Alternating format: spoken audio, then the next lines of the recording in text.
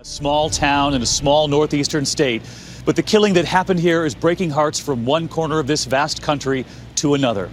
Here in Newtown, 26 Christmas trees placed today on the road to the school, one for every victim who died there. In Texas today, high schoolers coming together to sing in honor of those lost.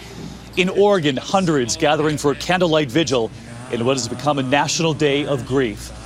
But of course, that grief felt nowhere more than right here in Newtown, where you're looking live at a makeshift memorial outside Sandy Hook Elementary School. People coming together there this evening to try to understand what's happened and to try to comfort one another.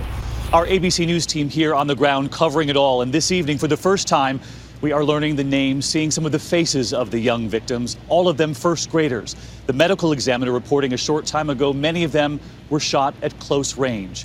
And this evening, we begin with a father who lost his little girl. As you drive through this community, the signs of grief are inescapable. On the side of the road, "We love you, Sandy Hook Elementary." And tonight we're hearing a father's anguish. Robbie Parker lost his daughter Emily. She was 6. Emily was a mentor to her 2 little sisters, and delighting in teaching them how to read, dance, and find the simple joys in life. Emily's laughter was infectious, and all those who had the pleasure to meet her would agree that this world is a better place because she has been in it. And this evening, a horrific portrait of just who the gunman targeted. 2 first-grade classrooms. In one class, every student but one shot and killed. 15 first graders in that one room alone lost in an instant. In another classroom, 5 of the victims were children. We know a little boy who had a twin sister. He died. His twin in another classroom hiding in a bathroom with her teacher survived. We know the school principal is among the dead. Dawn Hochsprung married a mother herself. Now it's believed as the horror unfolded, she might have turned on the PA system so that the teachers in the school could hear, could be warned of the danger coming.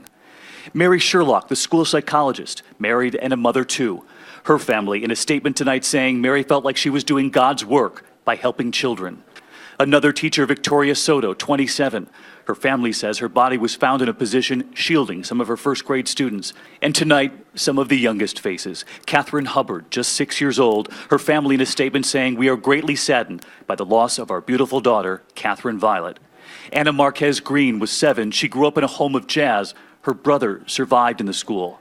Her father saying they're struggling to work through this nightmare. And Jesse Lewis, just 6. His father was headed to school to watch him make a gingerbread house.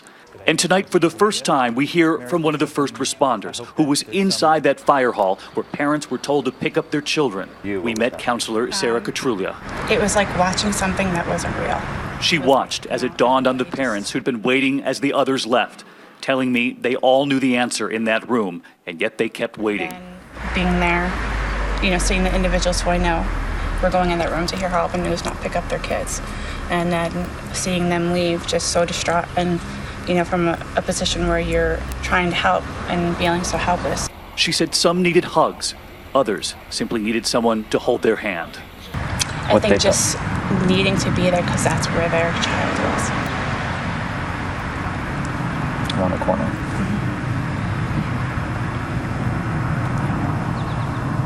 And for you, what was the hardest part about last night going home?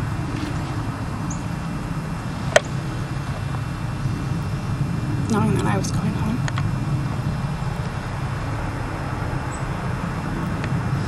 And I was going home to a family and loved ones and, taking that with me, but those families were going home and somebody didn't go home with them.